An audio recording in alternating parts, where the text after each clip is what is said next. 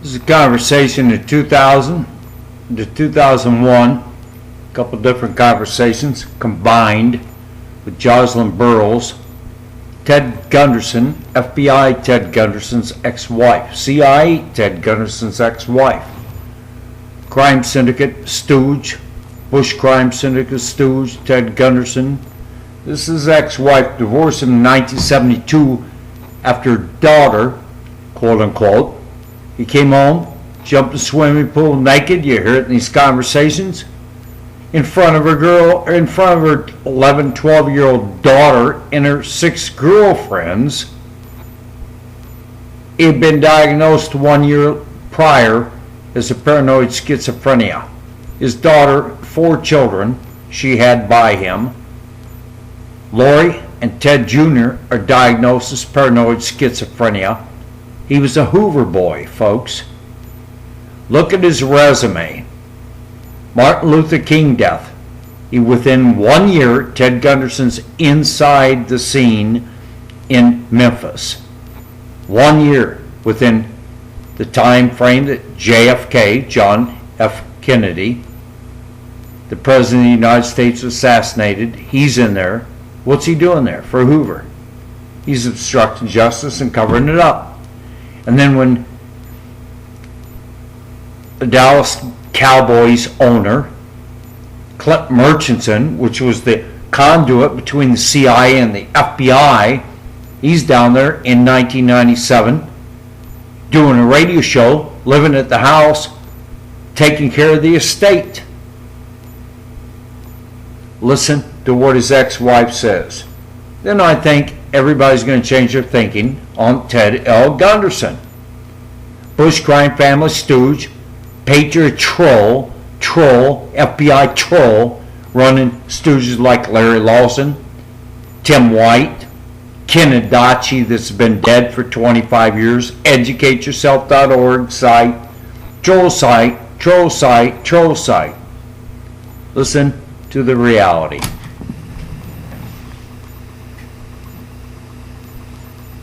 Ted, how he, there's another website you might want to visit because I got a phone cord I'm walking around with, it's making some noise here. But anyway, if you go to a website, it's www.conspiracyplanet.com. You can look at a mind control victim who has been threatened her life since she came on a radio show and started talking about Ted. This was about 2 months ago, and her life was threatened. She had to go in hiding recently, but she's got her story up there on www.conspiracyplanet.com, and her name is Barbara Hartwell. If you go look for her name, Barbara Hartwell, you'll find it. It's right there. And there's some other interesting sites that talk about Ted. There's one called newsmakingnews.com. Did you ever put his name in there? What, Ted? I got a surprise for Ted, and that's this entire CIA file that's coming out. Did you ever put his name in the computer? We did that one day. Oh, yeah. It's phenomenal. There's this thing where for $5,000 he'll get this medicine. You have to take your child to Mexico, I think. This is on the computer. It is. And cure him of Down syndrome. He's got that on the computer? It's on the computer. Under what? What address is it? Yeah, put his name in there. We put his name in to see what it says. Oh, you mean as far as into the search engines? I don't know. I don't have a computer, but yeah. My son did, and we put it in there. And here it was telling him, to send the $5,000, and then this medicine hasn't passed the FDA yet in America, but in Mexico. So he's got something going on down there in Mexico that's involving security fraud, where he's been offering people. He's saying that he found $2.5 billion of gold, and he's been dumped in the ocean or something. Yeah, that's his latest. He tried to sell me some of that stuff. Oh, he did. Oh, yeah. Well, that's interesting because the Attorney General is now investigating him here over that. He's got a lot of dealings in Mexico that are fraudulent. Well, I always want to he wanted to send me down to Mexico to cure my arthritis, you know. I said, well, it's not that bad yet. But Ted did offer you the security deal, huh? The gold deal. Yeah, if you got some money you want to invest, you know, he'd always say. Right. That's one of his latest games. He's pulling on everybody and getting them to kick up $100 to $300. Map or something? Yeah, suppose they found a map and then they found this gold and then the guy took this gold and dumped it. Right. Yeah. No, I don't think so. The guy that he's dealing with. Thing you ever heard of? Anybody that would invest in that is nuts. Yeah, they are. And the guy that he's got as his partner in this deal, his name is Victor Hancock. He's an ex-jailbird, isn't he? Yeah, he is, and he's got another name of Dan Hancock, and he was sentenced 2 different times to jail for 2 10-year sentences each, you know, a 10-year stretch each, for stealing millions of dollars each time from little old ladies in investment scams. Yeah, he's been involved in so many of these things. You know, I don't even like people to know I was married to him. Well, Jocelyn, I don't blame you. I don't blame you. My name. Pardon me? How did you get my name? I started at Ask, and I remembered, him referring to his ex-wife, you, as some bad names one time. And I thought, well, I'd better contact you, so I started asking around. Right. And started asking around among a lot of different people, and somebody in the CIA says, well, I think you can find his ex-wife at this phone number. Really? Yeah. Yes. I've had several calls about it since. Have you? In the last few years, yeah. A lot of people have called. And Like who? Do you have any idea? no, I wrote down a few names. Once in a while, I had this lady who, he originally went to Las Vegas because of this couple. He was managing their money.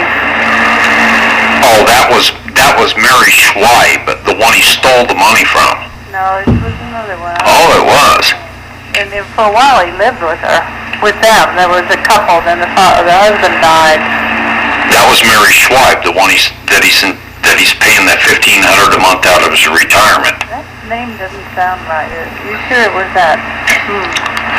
I don't know. He moved her up there in a gated community so that nobody could kill. The guy thought someone was trying to kill him. Well, that's the community he lives in now, the same place, except he's living in another building. Yeah. That was Mary Schweib. And then that girl that worked for Ted out in California She went there and she ended up taking care of this Mary Schweib, right? Right. Schweibe, Scheibe is her name. But she covered his butt for him. She knew he was taking money from them. So what it was is about a year ago, she didn't want to prosecute him. Instead, the attorney said, we'll work a deal with you and take $1,500 a month of your retirement, and we don't put you in jail is what happened. Right, and she covered for him all the time, see? Yeah. Because she was in on it. Yeah. Really, she knew he was, Doing it? yeah, he was padding all the expenses and everything, and then, he inherited half of the guys, what he left. Oh, You know, he's supposed to get something inheritance when the old lady died. Huh. I blew my top on that one because they brought a lawyer in. She was so wacky. This lady had Alzheimer's or something. She was so mentally incompetent. Okay, well, this is somebody else then. Huh? This is somebody else besides Mary Schweibe then. I don't think it was Schweib. I don't. Okay. That name doesn't sound right. Okay. But maybe it was. She was mentally incompetent. And he would pay all the bills and everything. Well, then he brings this lawyer in. And the lawyer charged $75,000 to fly in one weekend and write up these papers, bring in some psychiatrist that she was perfectly normal, able to take care of herself, and she could, leave him anything she wanted to. She was, because the kids took him to court, and said she was mentally incompetent. So this lawyer came in, got someone to say she was competent, and then this lawyer charged $75,000. Did Ted get part of the money on that from the lawyer then? Not the lawyer's fee. He was getting money all the time from this lady's estate. So anyway, this guy called. Ted had told me that the guy charged $75,000 for coming down just for the weekend and signing these papers saying she was mentally competent. I said, if she's so competent, why are you paying all the bills and doing all this stuff, you know? He knew she wasn't competent. But anyway, make long story short, the guy called here, asked for Ted, gave me his name, and I said, oh, you're that lawyer that just charged $75,000 to have those papers signed? And I told him, I said, you are a rat and a, you know, I told him off on the phone, and he didn't call back here. You wouldn't happen to have his name, would you? No, I think he and Ted ended up not being very friendly in the end. But it was such a terrible situation. You don't happen to know these people's name or anything? Oh, I don't worry about. I don't write them down or anything. But the reason that I knew anything about this was that this he originally got a contact from these people because his mother was related to, I think it was probably his cousin's wife or something. These were her parents. You know, it wasn't Ted's direct relative, but they were married to someone in Ted's family. You know what I'm saying? Yep. And this old man, he was kind of paranoid. He was getting old, and he thought someone was trying to kill him because someone had almost hit him with a truck when he was getting out of his car. It was really kind of stupid. So the nephew says, well, you know, if you really think that, he said, you know, my cousin is a private eye. You could call him and he could help you out. So they called Ted. Ted said, no, yeah, it's your kids that are trying to kill you. Is that what he said?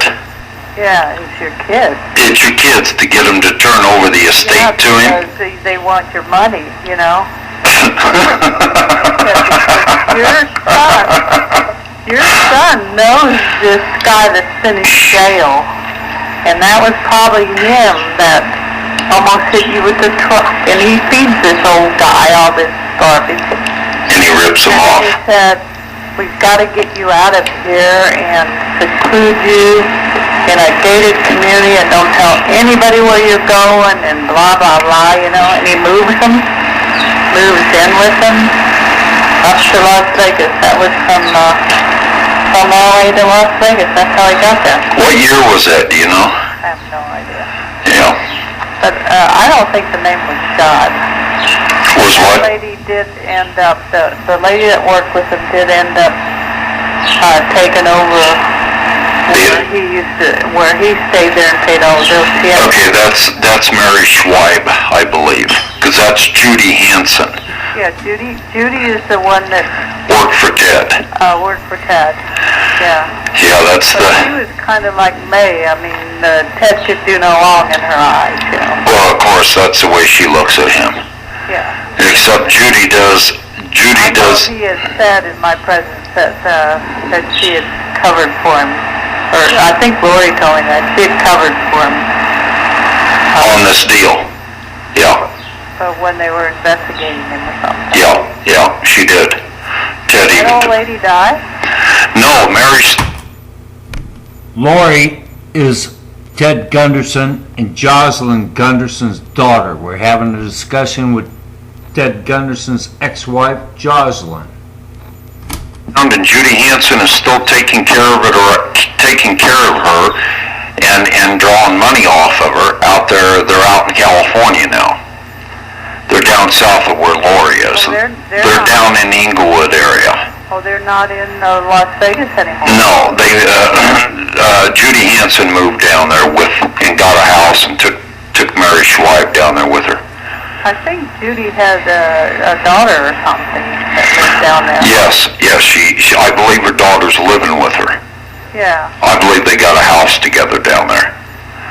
I have Judy's number someplace, but... Yeah, but she's kind of like me. I don't think she'll... I would not even talk to her. There's no reason to. But she's the same, she still kind of worships him. Yes. Now... Even as bad as he was, she kind of worshipped him too. Yeah. Question, when you were married to Ted, did Ted ever talk to you about working for COINTELPRO?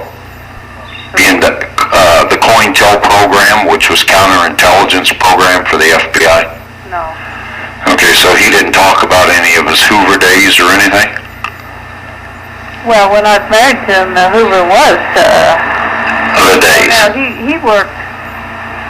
What do you mean by counterintelligence? It was considered to be COINTELPRO, they call it. It was part of the counterintelligence division of the FBI. Oh, maybe, I don't know. When we were in New York, he used to tail somebody all day long, every day. Just one person. Yeah. Counterintelligence. Well, he was doing things... On foot. Okay, well, Ted, as an example, had confided in me one time, and he's even said it publicly on the radio. I have a couple of recordings of it, where he admitted that he broke up the Black Panthers. Are you familiar with what he did there? I know he got in trouble for some of the things he did there. Oh, he did? Yeah, because some of them, they were eating dinner and he, burst in through knocked the door down or something, I don't know. He was handling it not in the best... Not the best way. No. He was harassing them. That's what he was doing. Yeah, he told me that he admitted to me one time when he had a few too many of his vodka and orange juices over at his house. He admitted to me that, he had broken up the Black Panthers, and he said it publicly. He brags about it on the radio shows. And he admitted to me, I said, well, Ted, I said, how'd you break them up? He says, well, I set them up.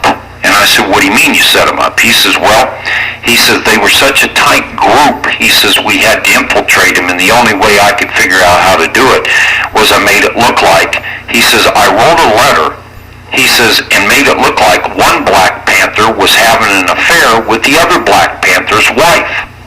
So he says, I wrote her a love letter coming from one of the Black Panthers. Well, later, it ends up within a couple days after the guy receives a letter, he finds it in his mail written to his wife, signed by his other, Black Panther buddy. He took him along with a few other Black Panthers, and they tied him down on a bed and scalded, the poor guy to death.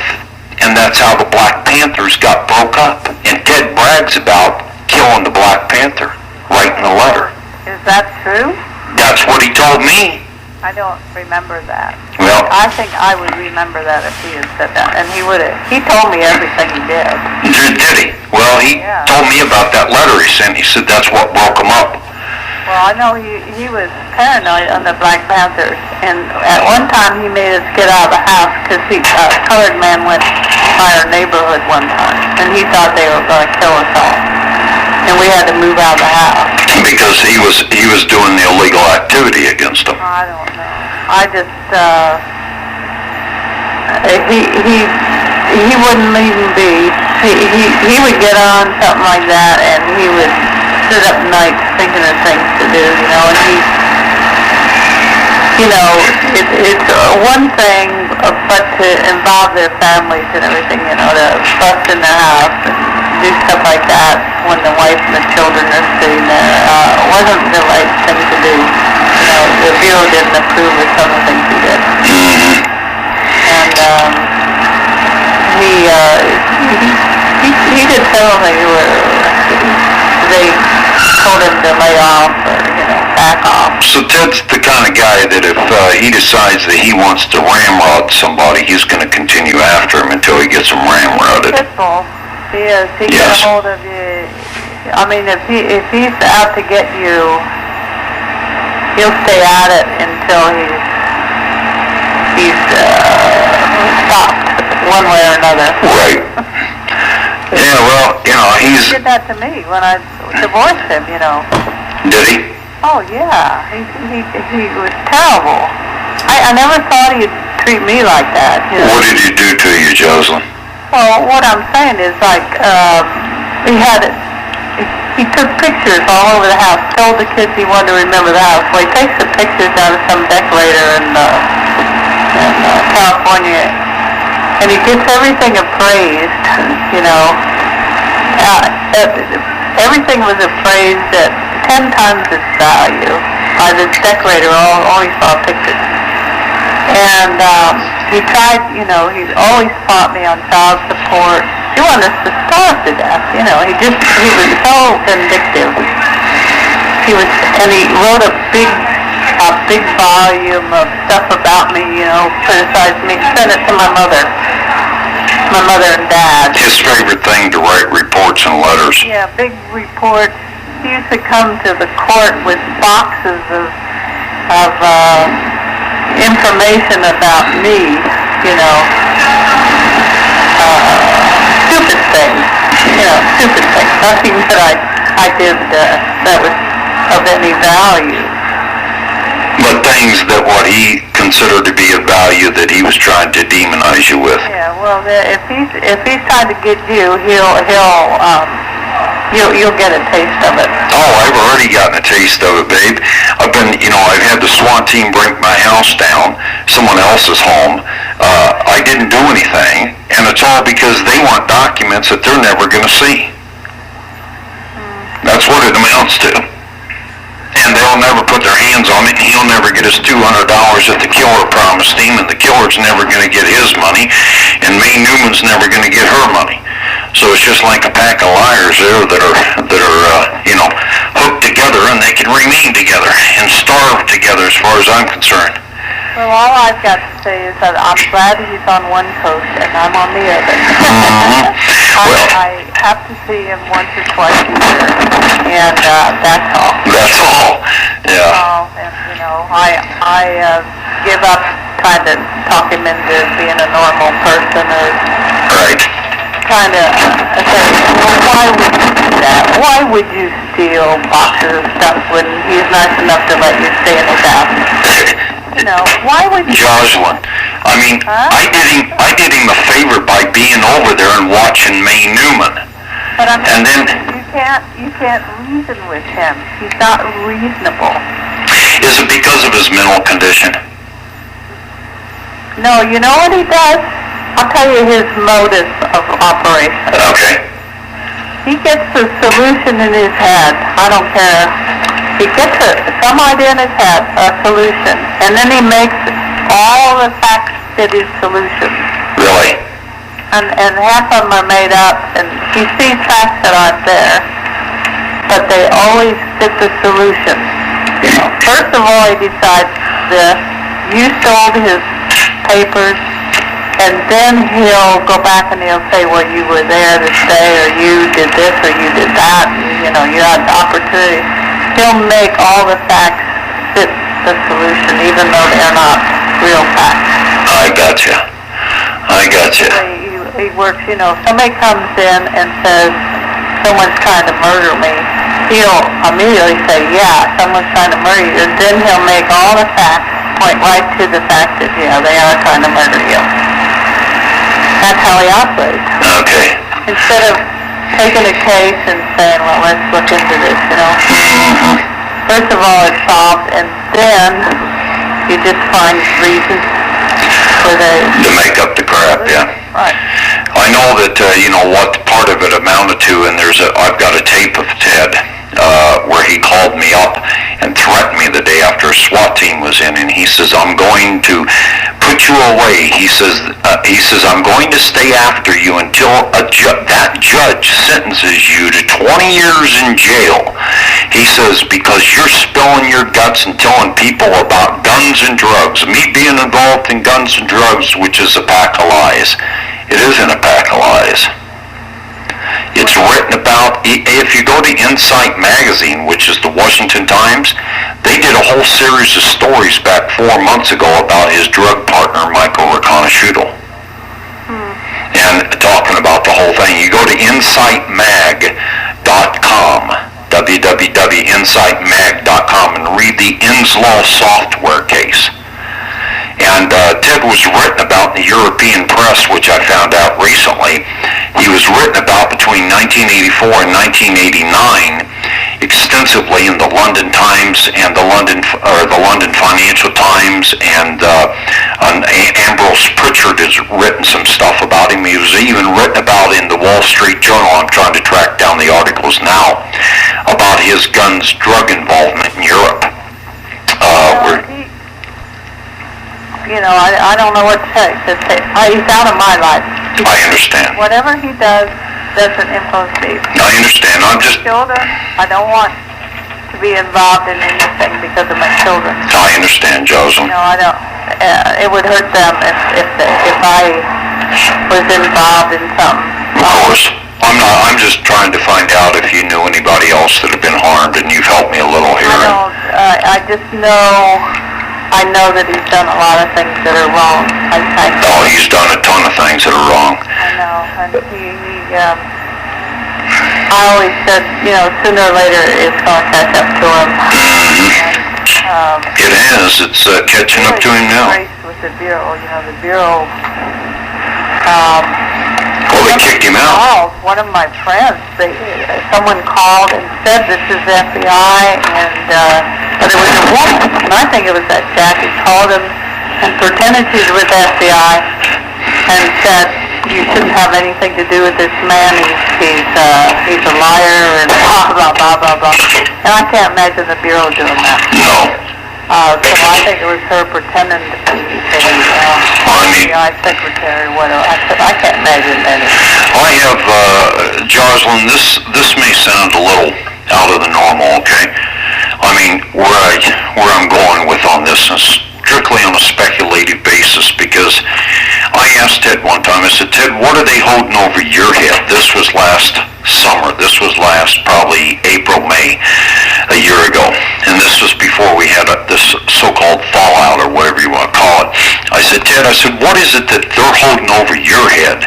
Because people in the CIA were telling me to pull away from Ted and saying, Stu, what are you doing associating with this guy? Don't you know who he is? And I said, no. I said, all I know about him is, he's out here yelling and screaming about child kidnappings and sex rings and guns and drugs, and, that's, what I know about him.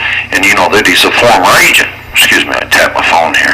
And he says, get away from Ted because Ted's dirty. Ted was involved in stuff that you don't want your name associated with or tied to. And they mentioned kids. And I confronted Ted on this. I said, Ted, besides you showing up in this stuff as being supposedly, the assistant director of the FBI for European Affairs from 84 to 87, and was printed, I said, what is it that they're holding over your head besides that? And he had a little bit too much vodka and orange juice, and I stuffed an extra couple of them in him while he was having a dinner. And I was over there, and several people were in town, including the cameraman. And he made a comment. I said, Ted, what is it they're holding over your head? And he says, kids. And I said, what? I said, are you telling me? I said, you were involved with pedophilia? And he didn't say nothing. And I'm beginning to wonder, because people now in the CIA, especially one person was able to get some information on him, says that they're blackmailing him, that they're using him now to come out here and do different things to try to identify, and that they're paying him by name, and that he's identifying. He'll do a radio show, and then he'll have 4, 5, 6 girls, boys that were victims of satanic sex rings and stuff, calling up on from a radio show, and then he profiles them and then takes their name and turns them over, and then those people are suddenly arrested on false charges and never heard from again. And one girl that was in Colorado here about 6 months ago, she had come to me and said that when this Nebraska case had come apart about there was an attorney representing a bunch of kids named John DeCamp. And all of them backed out except one, and he didn't. Right, that was Troy. He's been on drugs and every other darn thing. Right. Well, anyway, part of that was true. Part of that sex thing was true, tied to this George Pender. And George Pender was working for Bush and blackmailed congressmen and senators, and even my partner on the website, Al Martin, is familiar with it, and what they called Operation Brownstone. But she was a girl who was a victim up there of that, and when Ted suddenly goes to Nebraska investigating this, checking John DeCamp out and doing different stuff, she approached Ted and says, Ted, I need help. And, oh yeah, I'll help you, babe. She gives him $10,000. 3 days later, she finds herself arrested. He's nowhere to be found. She was arrested, held for 90 days on false charges, then released. She went back into hiding. She contacted me through someone else after I mentioned that Ted Gunderson, I believe, was dirty on the radio. She contacted me through someone else that I knew in Colorado, and she says, Stu, she says, I gave him this 10 grand, blah, blah, blah, blah, blah. I said, give me an affidavit on this. So she was preparing an affidavit. She says, I'll go further with you. She says, I'll come on the radio with you and tell everybody who this scumbag is. Less than a week later, she was killed in Denver, Colorado. For Pete's sake. I believe your ex-husband, I believe Ted's involved in the cleanup of these type of victims. I don't know. It's just. But I'm wondering, could he be a pedophilia himself? I doubt that. I don't know. I have no idea. I'm not around him often enough to know his habits. Yes. Dan. I'm sorry. Almost 30 years since I had to live with him. When during the period of time that you divorced him, and this was because of his activity, obviously, his mental condition, but he was diagnosed at that time, correct? Right. And that was around the 72 time frame, 73? Right, 70, around the first part of 70, yeah. Was this a private shrink that did this? Yeah. Who was it, just curious? Somebody that probably is no longer in practice because he's a pretty old guy. Yeah. But I doubt very much that he's still around. Did that shrink indicate to you that he would become worse as he got older or anything like that? No, but then he started accusing me of having an affair. The reason he originally accused me of having an affair with somebody. Okay. But I didn't know who it was that I was. So anyway, then the psychiatrist wanted to meet me because he just wanted to, see which one of us seemed the most reasonable. So after he met me, I think he definitely realized that I was not the sick one. And that Ted had the mental problem. Yeah, that Ted had mental problems. So anyway, he used to call up the psychiatrist and say, Jossie did this and Jossie did that, and indicating that I was doing weird things. So then the psychiatrist kind of tried to tell him that, that I, wasn't doing anything. So then he thought the psychiatrist was on my side. So then he started accusing the psychiatrist of having an affair with me. Well, this guy was old at the time. I'm sorry, I gotta laugh, I mean, I doubt if he could have an affair with anybody. Very nice man, very nice. Hardly a dashing stud. And then the children were not supposed to be involved. Then he started telling the children that I was running around and going out at night in the cornfield and beating my mother, all this kind of stuff. But when he did that, the psychiatrist said, this is dangerous, Get away from it. Anyway, he said, and he got me a lawyer. He got the lawyer and arranged everything for me to get out of it. So anyway, years later, he's coming back from California to Pennsylvania, Ted is, and here the psychiatrist is on the same airplane. And I can imagine what happened. To him on the plane in front of all the people on the plane, starts accusing him of all kinds of things, and then he can't wait to tell me that, he sees the doctor on the phone, and the doctor didn't even answer him, I guess. But that just indicates what kind of a man he is. Well, I know what kind of a person he is because I personally experienced it, and I'm sorry that you've had to go through it. We all have to go through. It was the best thing ever happened to me, the divorce was. Yeah, Jocelyn, I believe you. I'm in agreement with you. It was. This... Because, then I had to go out and get a job and take care of my life, and I don't have any bounce checks anymore. Was he bouncing them when you were married to him? Well, he bounced them then, he still bounced them. Yep. That has to be something to do to the mental condition. It would have to be, I would think. I don't know. I mean, this guy, even people in the CIA that have dug on him recently for me say they don't understand how come this guy isn't in jail already with all the illegal activity that he's done. And then we find out he's still working for him, working for General John Sinlov and this George Pender, and he's still answering to them. And that he's out there identifying people, especially the victims of these sex rings. He's actually turning their name over so they can go clean them up and kill them. I don't know. I don't really think he's still with the CIA. I don't understand that. They've got something hanging over his head, Jocelyn, that I don't know exactly what it is. Why would they want someone like him? He's a nut. Because they've got him out here on the radio fooling America, and all of America thinks, Ted Gunderson turned against the bad guys at the FBI, and he's some good guy out here telling everybody there's guns and drugs. Everybody in the country knows that, and they're apathetic to it, so nobody would do anything, so he can talk about it. And then the second part of it is he goes off on, there's these CIA sex rings. Half the people don't believe him, but what he's doing is he's sucking those that have been involved in satanic worship, sex rings, other things.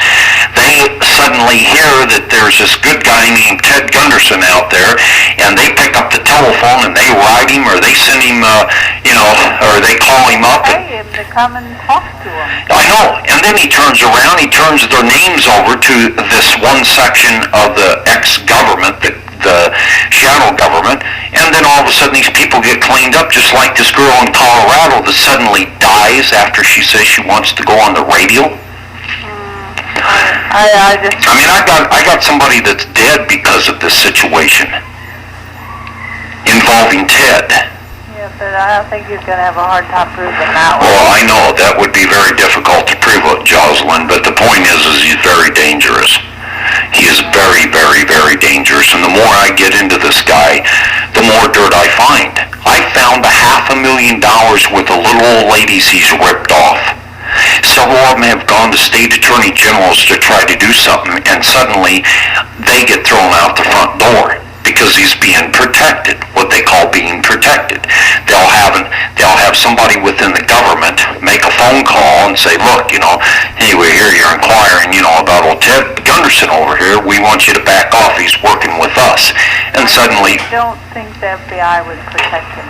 It isn't them that's protecting him. It's the CIA that's protecting him.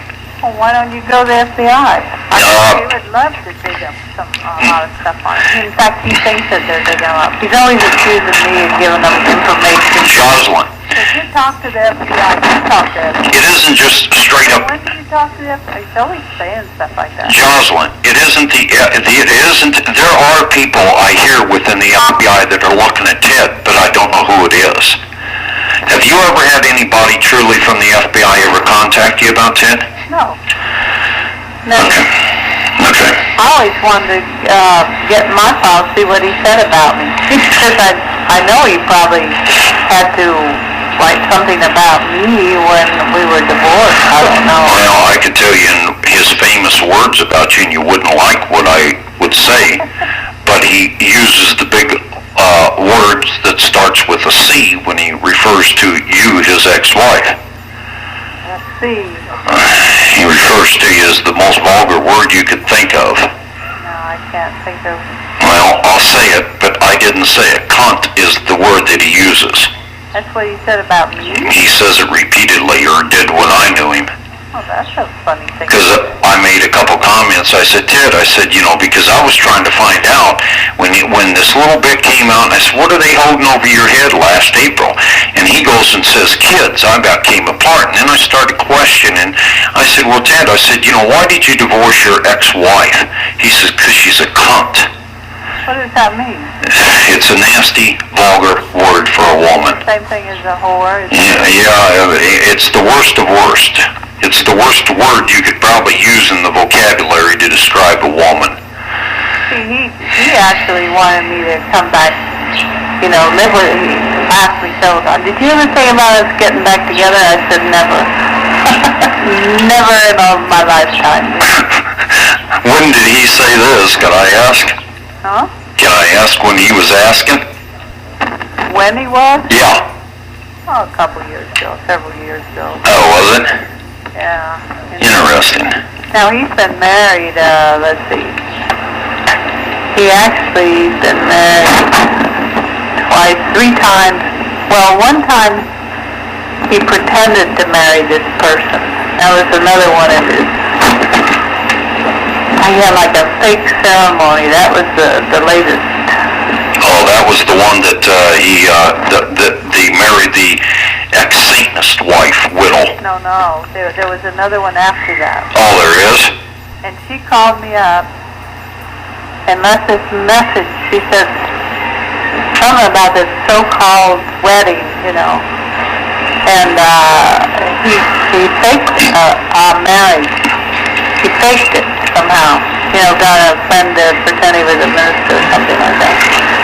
And actually it wasn't a real wedding. And then she called me and left this message on my machine with a number, and I called the number, and I never got anybody at the number she left. And that was after that. What was she? I thought he was still married to that other one. What was she doing? Digging, trying to find out if she'd been burned like everybody else? Yeah, she wanted to know more about him, I think. He probably married her. All his old girlfriends call me, Yeah, they're probably getting ripped off like everybody else. If they find out they're ripped off, they want to talk to me. They should call me before. Yeah, I know. After. Yeah, Jocelyn. That's right. There you go. I've always had a saying, if you want to find out about somebody, call their exes, Oh, boy. Could you hold just a moment? I hear someone coming in, Jocelyn. Just a moment, please.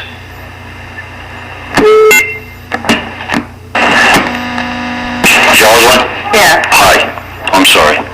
That's all right. I have to run anyway. Well, I really appreciate your help, and I haven't been much help, but well, you have been with that diagnosis. I had heard the rumor, and I wasn't sure whether it was true, and I just wanted to find out because yeah. Yeah, it's a shame. The psychiatrist said he wished he'd got him when he was younger. He felt like there wasn't much he could do with him. Because he was too formed in his way, by the time he got a hold of him. Did he say it was from his childhood or what? Yeah, well, I think so. He just, they make, paranoids make good policemen. Oh, they do? Yeah, didn't you know that? No, I didn't know that. Yeah, because they get a suspicion and then they, keep dwelling on it and, an ordinary citizen wouldn't think twice that somebody would do something, but a paranoid gets this little feeling, whether it's right or wrong, and then they keep at it. And they keep, like Ted does, like you said he does, he keeps taking one little piece of the puzzle. His MOS is, Right. He makes the facts fit Right. his solution then. Yeah, but you've got, he makes a very bad enemy. So, I wish you well. Hey, thank you, Jocelyn. Right. I appreciate it. Okay. Okay, take care of yourself. Bye-bye. Bye.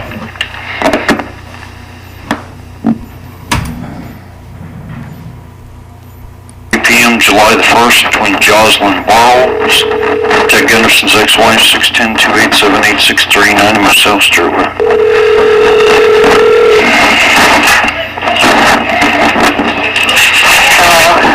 Jocelyn? Yeah? My name's Stew Webb. You don't know me, but I know who your ex-husband is, Ted Gunderson.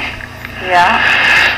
And I thought I would make a phone call to you and see if I could talk to you about Ted. I'm digging dirt on Ted because Ted's involved in lots of dirty activity, including dirty activity against myself. And he's been... What's your position in life? Position in life? Yes. You mean, where did I get to meet Ted Gunderson? Yeah, where did you get taken in by Ted Gunderson? Well, that's a long story, Jocelyn, but I was the one that kind of was credited for blowing out the HUD scandal of 1989 and the Silver Rival scandal, and Scandal? it was called the HUD scandal of 1989. It was the first independent prosecutor appointed since the days of Richard Nixon, and I was credited for that. I was also credited for the Silver Rival scandal and what they called the Lincoln Savings and the Denver Airport scandal and the Keating Five. It's all intertwined, and it was a former father-in-law of mine is how it happened to me. I married into the wrong family, and as soon as we had a child, they played games with my rights and custody of my child. Long story. Along the way, after being what they call a federal whistleblower over the number of years, I ran across your ex-husband, Ted, in the mid-90s, in the movement out here, claiming at the time he was screaming about guns and drugs in the Bush administration and claiming about child kidnapping and CIA sex rings, and he was out there screaming about this supposedly to the general public. And since then, I found out that he's a pathological liar. He tried to bring false charges to extort me. That is, bringing charges of robbery, of which I never robbed him. He even had a SWAT team and a detective unit exonerate me because he was after documents that would, should we say, compromise a public official, of which then they could wrestle him and a killer. He got off out of a murder charge here in Vegas. They could wrestle the murderer's trust that was his mother's trust from the public administrator, and then Gunderson would get his $200,000 he was promised to get him off the murder. And so they needed documentation I had access to, and the things fell apart. I was being accused of doing things I didn't do. And so I started digging on Teddy Boy, should we say, further, and I found out a tremendous amount of things pertaining to him robbing little old ladies. Like there was a Mary Schweib trust. He stole $150,000 from her trust here about 5 years ago here in Las Vegas that he was appointed. He got caught for that, though, didn't he? Pardon me? Didn't he get caught for that? He got caught in paying $1,500 a month out of his former retirement. There's two old ladies down in Texas that he conned out of. One is the one that's living with him, that Anna Mae Newman. She got conned out of $77,000, which was her retirement. And spent that already, huh? yeah, that was gone, and that's the reason he stuck with her. She, by the way, was the connections to your ex-husband as far as his CIA activity. Are you familiar with that? I really, I don't see him much or know much about him anymore. I just know that he I've had a lot of arguments with him about what he does, and I don't know if you knew it or not, but the FBI kicked him out of the Retired Agents Association. He's the only agent that's ever been kicked out of that. Why did they kick him out, do you know? Because of all the things he does and says about the government and all that. That was about 3 or 4 years ago. Yeah. Did he, Actually, FBI agents don't have anything to do with it. Yes, I know that.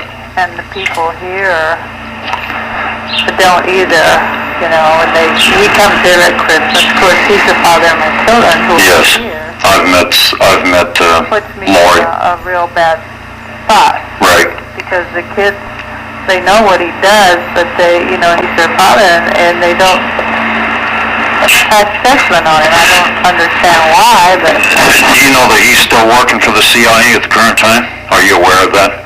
I don't know if that's true or not. Now, why would he be working for the CIA? Well, are you familiar with his past activities at all? Do you know what Ted was... I know about some of the ones he's been involved in with the... He goes towards these organizations that believe in that the government, behind everything. That's his front. That's his front in what they call the radio program, that he broadcast. That was all his front. Your ex-husband was involved in the blocking of narcotics coming into California when he was head of the FBI out there. He was allowing the Bush crime family and Ollie North, etc., to bring in drugs. I have proof and evidence. A former cop in L.A. has it. He was also involved, and he's written about... Do you have a computer? Do you have access to the internet? Well, if you want to make a note, you can go read about him. He's out there quite heavily right now. In what? In a book called The Last Circle. It came out about a year ago. I had asked Ted, because I got to know him a little bit because of him supposedly out there screaming and yelling, and I find out he's really a plant, he's a pathological liar, and that he's actually working for the CIA currently, and he's being protected by the CIA. I don't think he's working for the CIA. I mean, Here's why I say this. There's a lot of things about him. In 1984... I don't think they would hire him. Well, here's the thing. They used past former intelligence officers and different people, even FBI people, because he was protecting the Bush crime family and allowing the drugs and narcotics. You're talking about President Bush? Yep, the former president. He has no use for him. Because he's a pedophile. Yeah, well, there's a little bit more to this than what meets the eye. He's saying a lot of things to get people's attention, to make people think he's a good guy, when in fact Ted's playing a different role. And if you go out and read, a book popped out about a year ago. I had asked Ted previously in his background. Called The Last Circle? The Last Circle. And it's on... Who wrote this book? Sherry Seymour. She was a reporter that got her hands on what was called Michael Reconnaissance warehouse of information. Michael was one of our scientists. He was involved in the CIA heavily. He was involved in all kinds of things. He was a very bright, brilliant individual. But Michael was involved in a lot of dirty stuff involving the Bush boys, in particular what they called the Capason Indian Reservation in Indio, California connection. And it involved the shipment of missiles and missile component parts and other things to Afghanistan, some of them being the Stinger missiles and other missiles to Afghanistan, Pakistan, and Lebanon without U.S. government permission. This was part of a crime family network of narcotics for weapons. Ted was heavily involved in that. He has even admitted to me that he was involved in this. When I questioned him about 2 years ago, involving some people in the CIA, had told me about his activity in the past, that asked Teddy Boy about his 1984 through 1987 role as Assistant Director of the FBI for European Affairs, that he was put up as the front for. And I questioned him about this in the beginning. He was retired before then. I know, they let him go, but they brought him back into service to be the front for networks of 84 through 1987 during the Ollie North time frame. He was part of that network. And where do you get all this information? well, I've been digging on him because the guy was trying to extort me and by bringing false charges against me, saying that I robbed him and I didn't. And so I started digging on him and saying, Did you say your name was Clue? my name is Stew Webb. Stewart Webb. Yes. I don't believe I've ever heard it mention your name. I met your daughter Lori a couple times when she was over here in Las Vegas. But I got into Ted and I started digging his background. A girl, Sherry Seymour, like I say, she wrote a book called The Last Circle. You can find it on an internet site. Not the book about the CIA having sex with her and her daughter, is it? No, this is a book about Ted's involvement in shipping, allowing shipment of narcotics in exchange for weapons. This came out and made Ted quite nervous because it was out there, some of the truth about him. It's in chapter 6. You can find it on an internet site called Jill Nicholson, Jill Nicholson, NICHOLSON.com. You could. Why is it under her name? Jill put it up on her internet site because she's a radio talk show host here in Las Vegas that knows that your ex-husband's working for the government still. She herself believes that. Many people do. If he's working for the government, why isn't he getting paid? He is being paid. He never has any money, according to He's being paid and he's allowed to steal from certain little old ladies and then not be prosecuted also. Well, I know he steals from little ladies. The one that he stole the most from was somebody you probably haven't even heard of. A lady out in L.A., a nurse. She was a nurse and she had Alzheimer's. And he ended up sending her down to Mexico with two homosexual fellows to take care of her, and she never came back. And he inherited her properties, her antiques, her jewelry. Did she die? Never came back from Mexico. I guess the treatment didn't work. Really? What was her name? Just curious, Jocelyn. I can't remember. Mrs. Holiday, kids called it. What time frame was this? This was probably in the 1980s. 1980s? Well, I found most of the stuff. I think he got caught on that one too. He did. ended up having to pay something back for that one too. You don't know where at in LA? I mean, where he got caught? I mean, was it district attorney's office or who came after him? No, I had met her. He brought her out here one year at Christmas time. Let's see, Mrs. Matson. Her last name was Matson. M-A-T-S-O-N? I guess. Yeah. But he did get caught something about the property that he took there and had to repay some of it, but... Was this real estate or was this all kinds of things? Oh, it was real estate. He owned the houses. He had quite an estate. How much do you think he stole there? I have no idea. I just knew that because he tried to take it. He borrowed money from her one time, and I was in the insurance business. She wanted to take out an insurance policy on him. And so we filled out the papers, but she never paid the premium, so it never went through. Was this when you were married to him? No. This was after. When did you divorce him, Jocelyn? In 1973. 1973. Were you aware of any of Ted's activities while he was with the FBI? You mean when I was married to him? Yeah. I don't know that he was involved in all this stuff. I think he got worse the older he got. He got involved. He got a lot of weird ideas. He got mixed up with people that were seers, fortune teller type people. Yes. Yes. And he got mixed up in the McDonald's case. You know that little... I'm familiar with it. Wife and children, huh? Yes, I'm familiar with that case a little That's where bit. he met, I think that's where he met Mrs. Matson. Was She it? was one of these people that, saw visions and stuff. He thought she did. And so I think that's how he met her. He took her to see McDonald's. What year was that? Do you have any I idea? have no idea.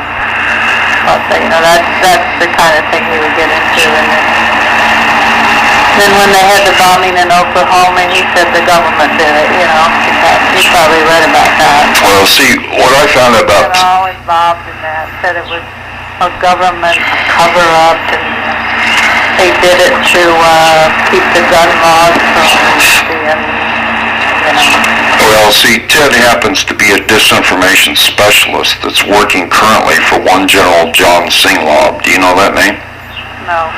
Do you know a guy by the name of George Pender? Did you ever come across that name? I've heard of that, yeah. Have you? He writes, he has these books that he sends us all the time that he writes, or Yeah. writes that he knows, that have his name in it. Well, George Pender happened to be one of the people that was using kids, kidnapped kids, and using them in a sex ring in Washington, D.C.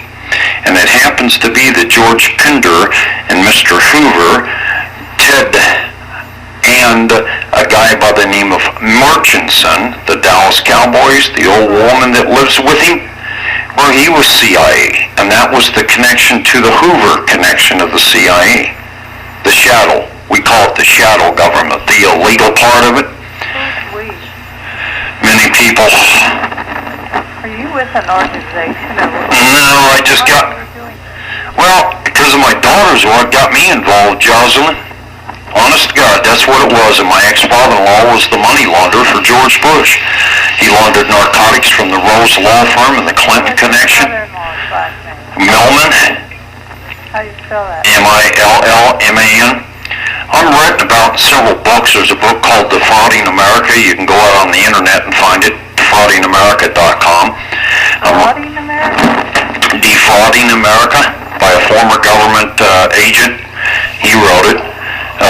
There's also a book I've... Just Millman wrote it? No, I say a former government agent wrote it. By the name of Rodney Stitch. He was an investigator for the government. And he wrote a book called Defrauding America. I'm also mentioned in a book called The Oklahoma City Bombing, Power of Politics. It's being sold out of Oklahoma City. I forget the address, but some of the libraries carried it. And That about the government cover-up and that the government didn't set that bomb off. It wasn't... well, it was a shadow set of players that really did it, but the information that Ted puts out is bogus. It wasn't some kind of energy bomb that he claims in his quote-unquote report, but it was actually bombs that were strapped to the pillars.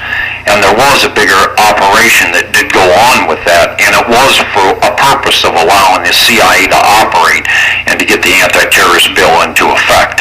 McVeigh did have CIA overlays all over the place. But,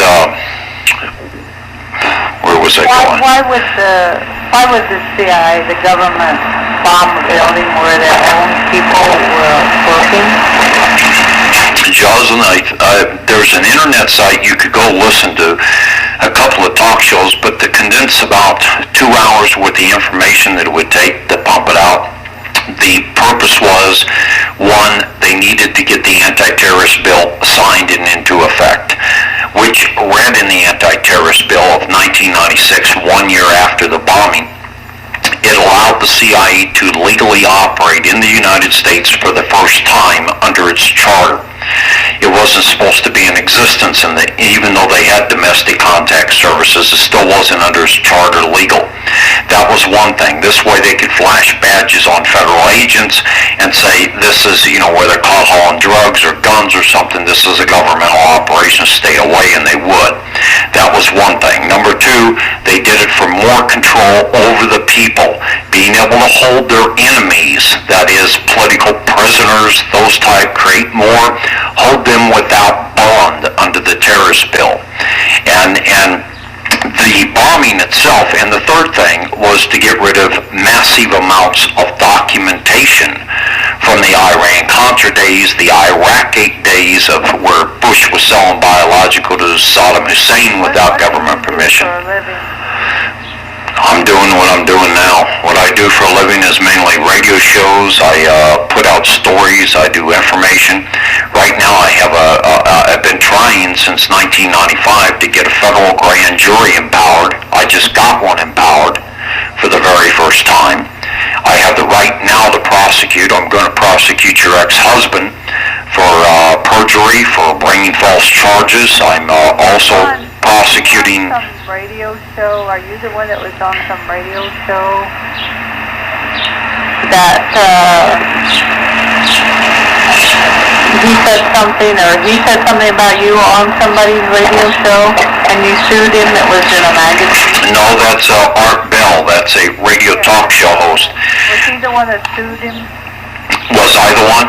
No. No, Art Bell was the one. He has a radio show on in the evenings. Your time's probably about midnight or 1 o'clock, Monday through Friday. It's called Coast to Coast Radio. And you could find it probably in Philadelphia, where you're at in that general area, fairly easy on an AM station.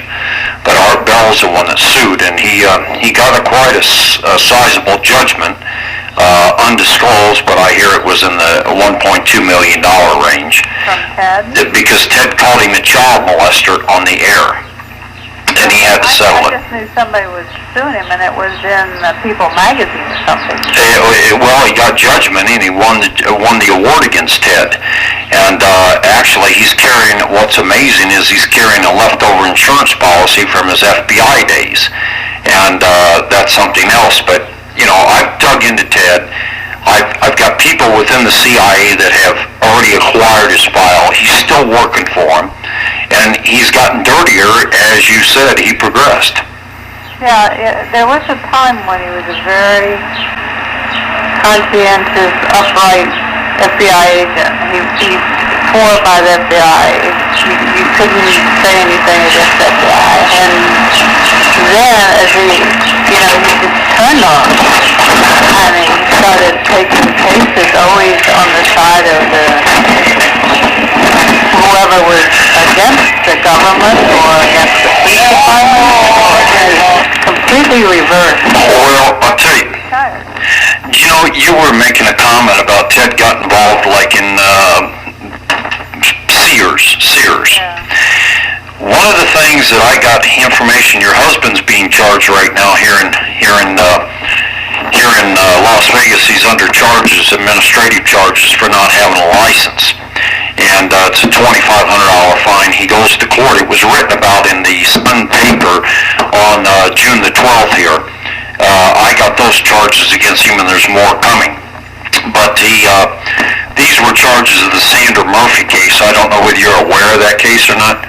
But this is the Binion family who got killed, one of its members. Who killed one of his members? The Binion family owns a casino here. The girlfriend was supposedly the one that killed the one of the Binion family members. Well, Ted entered into the case without a license and trying to provide information. He's now up on charges of that.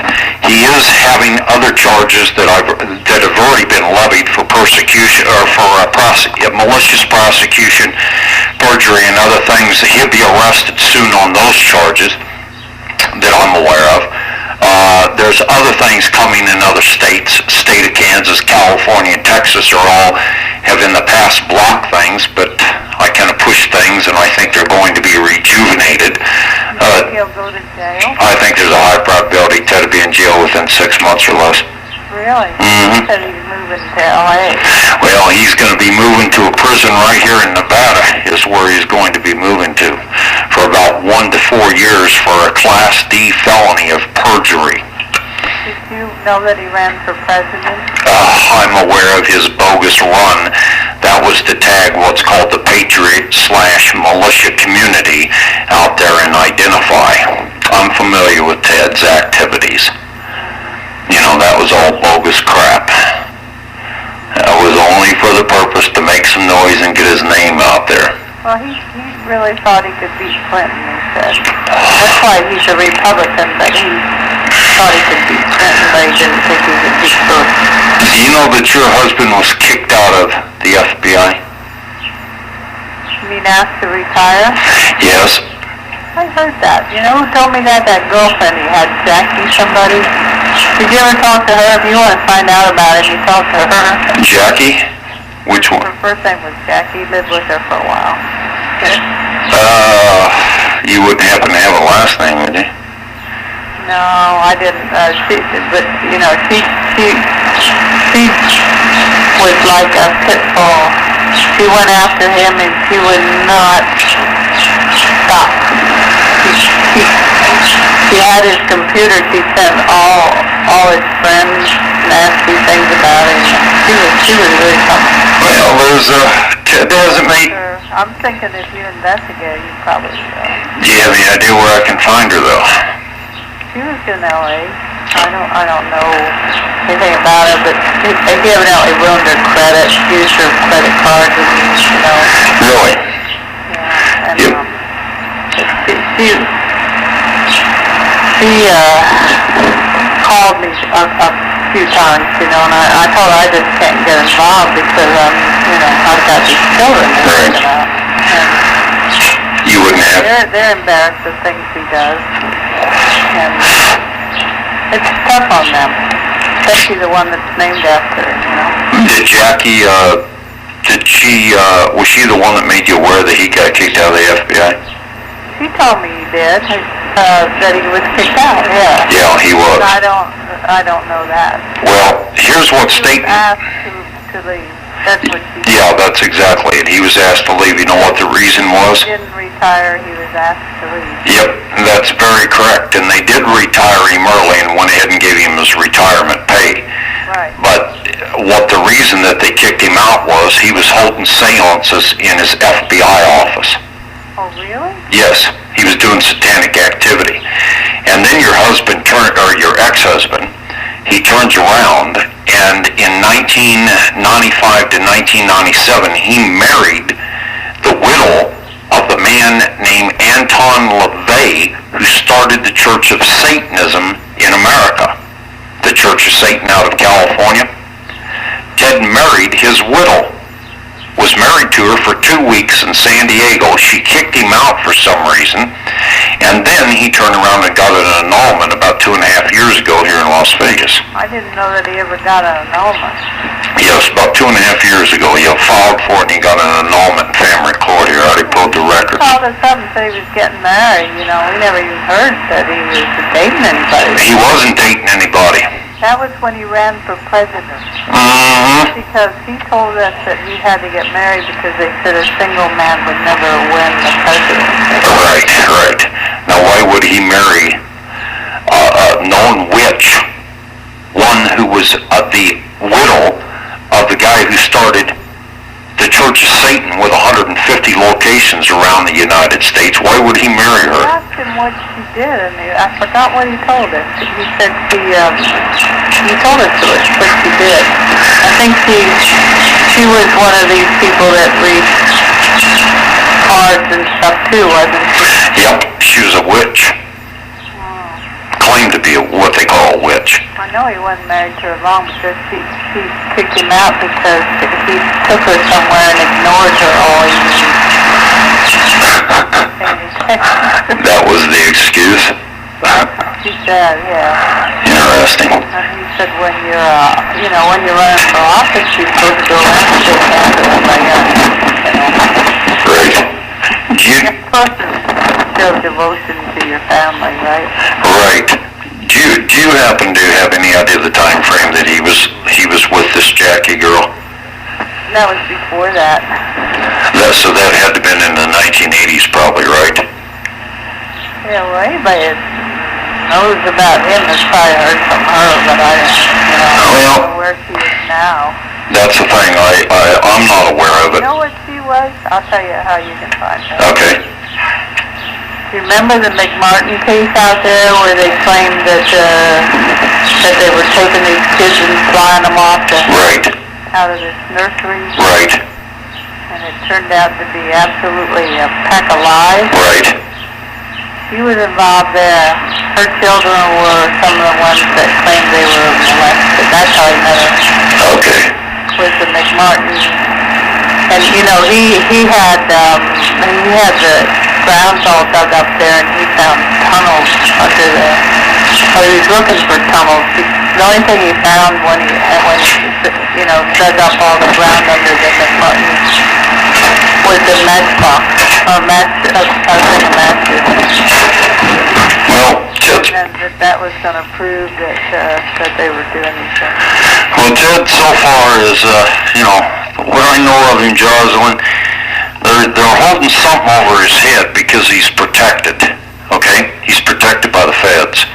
It seems that I don't think so. I think they would really, you know what? He thinks that I'm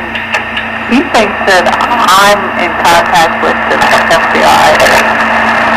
He believes that I'm in contact with them.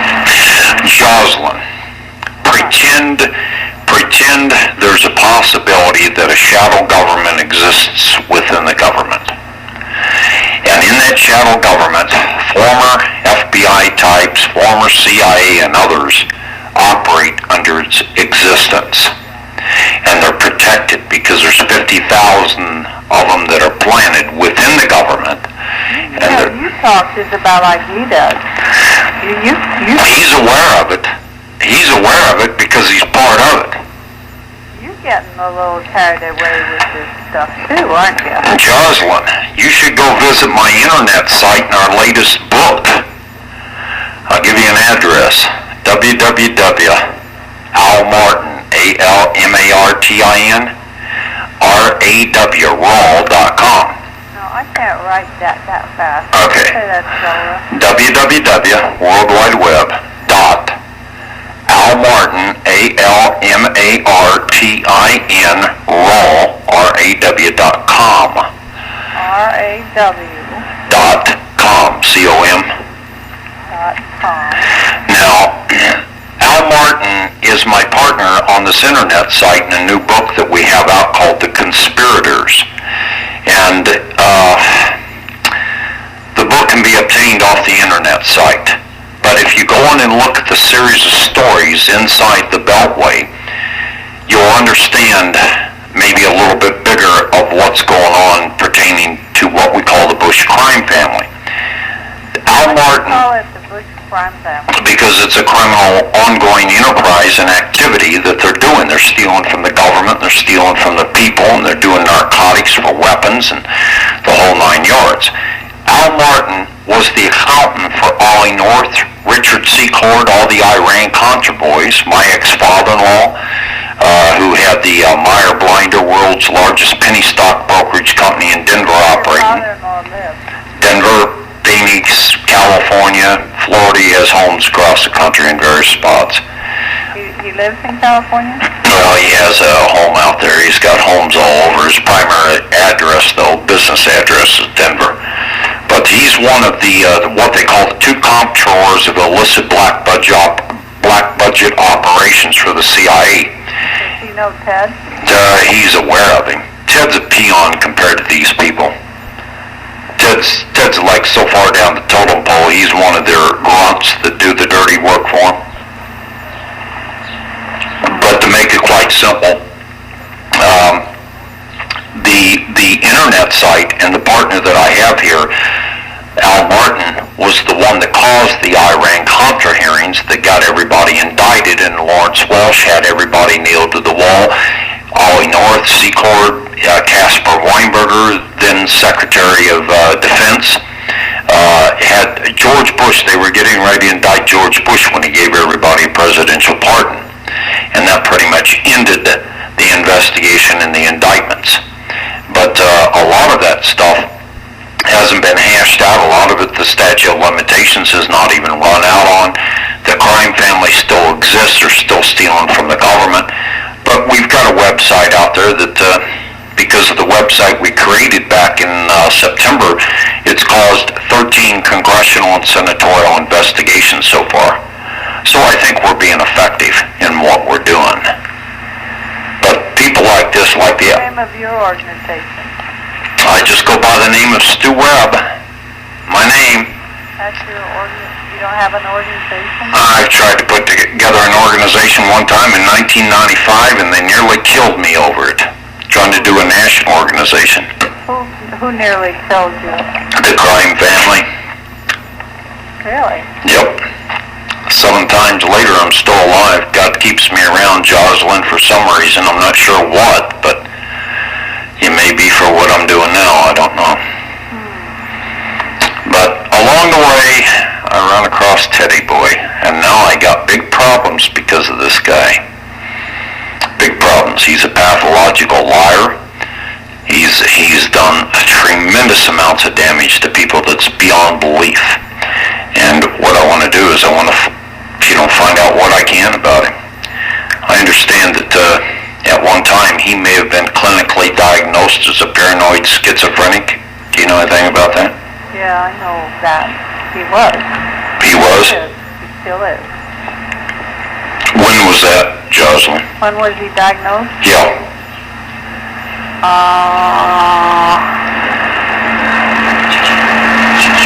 I would say in the 70s sometime. 1970s, early 70s, or? Yeah. So this is when you were still with him? Yeah. What caused this? The divorce or what? No, the divorce came after his episode. Because they were, the psychiatrists were afraid for me and the children, and said, I better get out while I could. Was he that bad? He does carry a gun, Yeah, he does. Right. He's nuts. So he was clinically diagnosed then? Yeah, but the FBI never knew it, because if they found it out, he'd lost his job. Really? Yeah. Interesting. We had 4 children, couldn't afford not to have child support and Right. all that. I understand that, Jocelyn.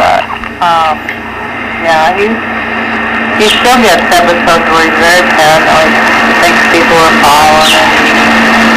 And thinks people are stealing from him when they're not? Yeah, I think, and I have a son that has the same problem. Is that Ted Jr.? Killed 20 times. It's hereditary, Is that Ted Jr.? Yep. Is that the problem that Lori's had a couple times on airplanes? I think she's latent schizophrenic too. She's changed in the last, I'd say, 6 years. She's become a very, the person that has to, and she's gotten into some kinky stuff, religious type stuff. Is this, you say it's hereditary what Ted has? Well, it tends to be. Schizophrenia tends to run in families, Yeah. And it doesn't run in my family. Was he on medication at the time? Yeah. Is he still that you're aware of? No, I don't think he's taken. What medication did they prescribe for him, do you remember? No, I have no idea. He went in saying there was something wrong with me. He thought something was wrong with me, and then they put him on the medicine, and he took it for quite a while, and then he said, if something's wrong with her, why am I taking the medicine? He figured it out finally. So, no, he's not right. He gets into these crazy ideas and crazy things, and then he won't let up, You can't talk to it. You can't reason with it. He's unreasonable when he gets into something. And then he'll pursue it like a mad dog, and then all of a sudden he never mentions it again, that he's on to something else. And he has harmed a lot of old ladies, so I resent that. I feel particularly sad about that. And where he ingratiates himself, and then next thing you know, he's taken over all their assets. That's really lousy. How many times has he done this that you're aware of? I have no idea. Has there been quite a few, though, that you're aware of in the past? I only know, like, the lady you're living with now, she inherited, they paid her money, after those people died. Yeah, the Murchisons, they were CIA. by the way. They take, she took care of that lady's clothes. That's all she did. Right. And they paid her $77,000. And that was her retirement, or, that was in their will, I guess.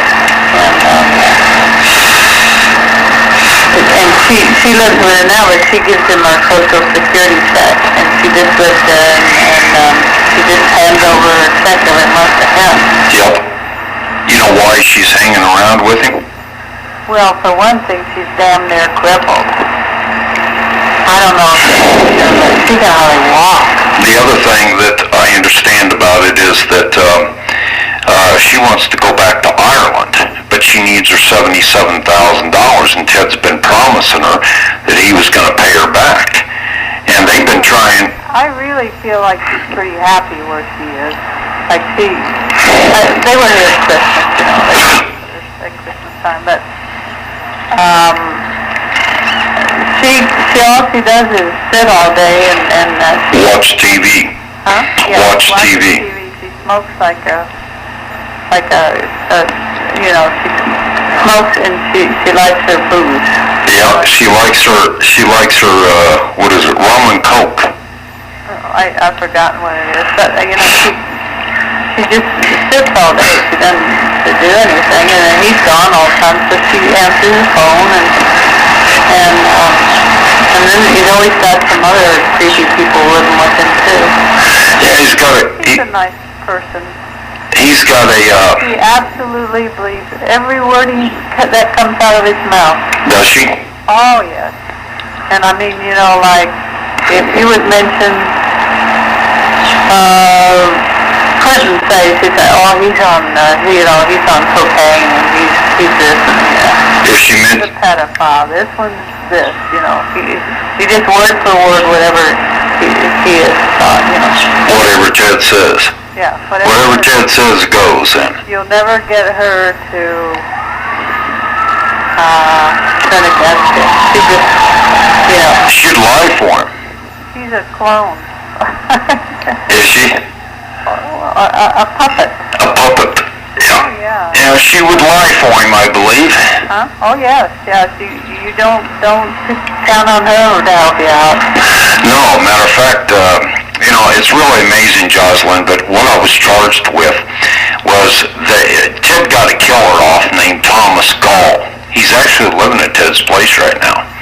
And this guy had come to Ted because what had happened was this guy named Thomas Gall isn't totally there, and he's been diagnosed with mental problems.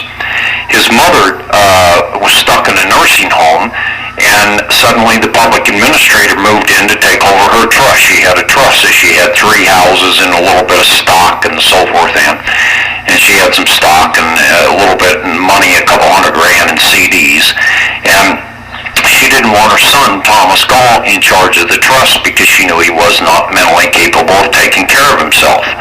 She didn't give it to Ted to take. Now, listen to what happens. So this guy is in his home, and he was unloading and selling stuff illegally behind the scenes, and he had some guys move some stuff for him, and he didn't pay him. He paid him part, but he didn't pay him all. He still owed him $150. So the 2 of them went over there to collect their money, and he shot him. Shot one of them in the door with a shotgun, chased the other one to the end of the driveway, shot and killed him, chased the one he already hit down the street 2.5 blocks and blew him away from behind. The guy collapsed and died after he hit the second time. Now Ted goes in there and makes it look like a self-defense issue, makes it look and testifies in court here in Las Vegas without a license, which is another charge they're going to hit him with after this first one without a license. If they don't sting him, they're going to hit him with it. But he turns around and he gets the guy off of a murder charge. The guy's walking the streets because of Ted, on probation because Ted tried to make it look like it was a robbery, that the guy walked in his house and caught these 2 punks stealing from him. That wasn't the case. Well, he gets him off the murder charge, so Ted was promised $200,000, only paid $600 in cash, but promised $200,000 from this guy's mother's trust. Well, the guy couldn't wrestle the trust away from the public administrator because of his mental condition, so they knew that I had connections that Ted never ever had and never will have with certain people in the agency and different agencies. So they asked me if there was any dirt laying around on the public administrator. So as a favor to Ted at the time, because I thought I knew him and found out I didn't, I checked into it. And there was some dirt. This guy had some criminal activity in the past and so forth. And there was a PI that, a guy who was an ex-cop that turned PI that had the spy on this guy.